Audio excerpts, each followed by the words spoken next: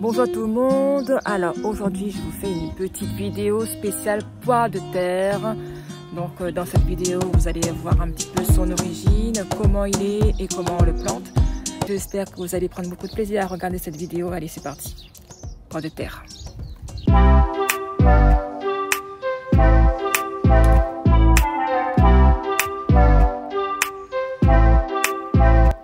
La poire de terre est aussi appelée yacon, donc à prononcer yacon ou yacon, au choix.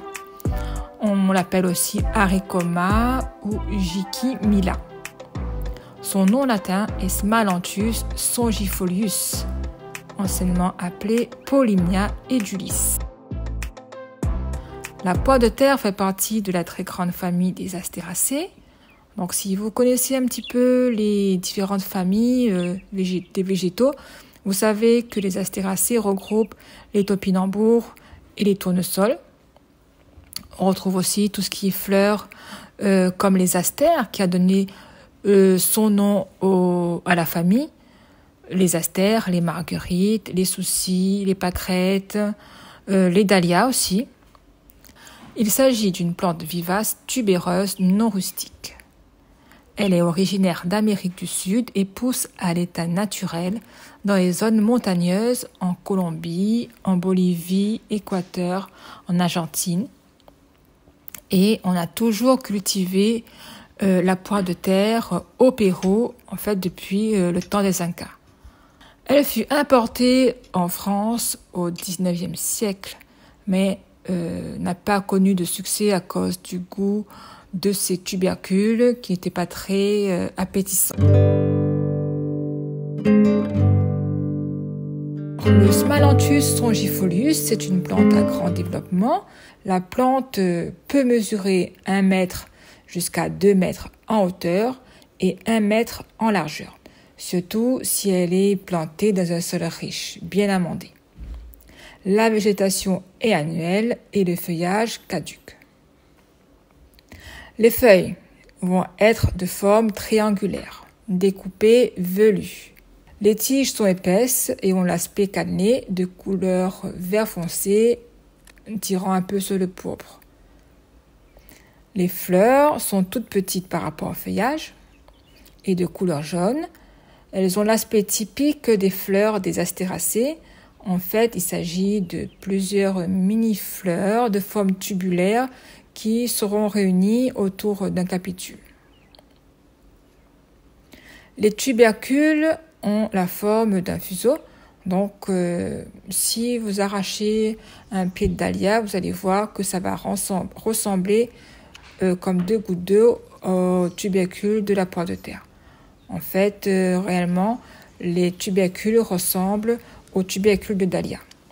En ce qui concerne la chair, elle va être croquante, juteuse, avec une texture et une saveur qui vont rappeler la poire ou la pastèque.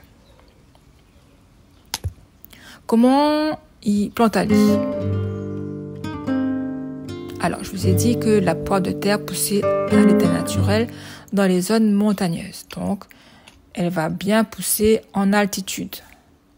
Donc, moi, j'ai testé ici la culture à 2 endroits différents, dans les bas.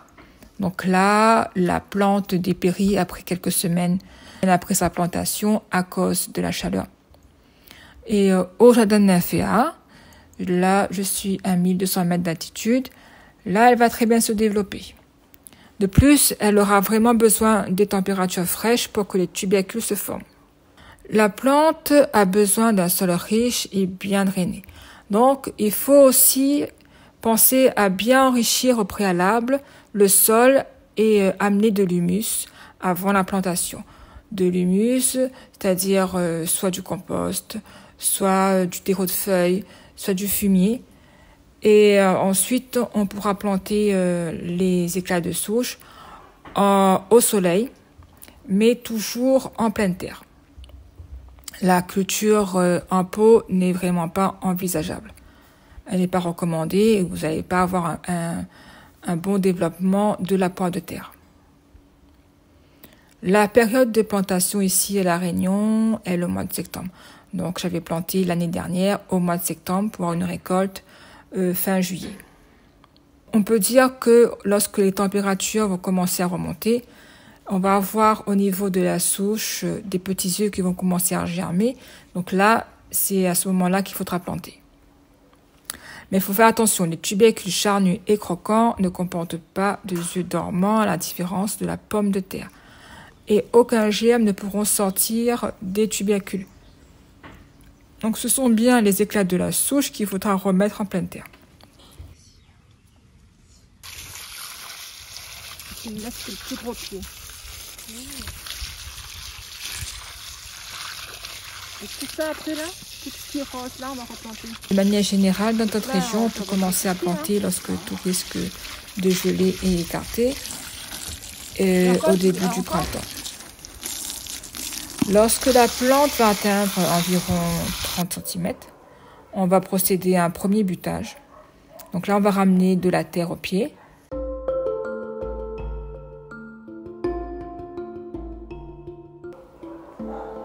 La croissance ensuite elle est rapide et les Sphalanthus longifolius n'ont pas besoin de soins particuliers.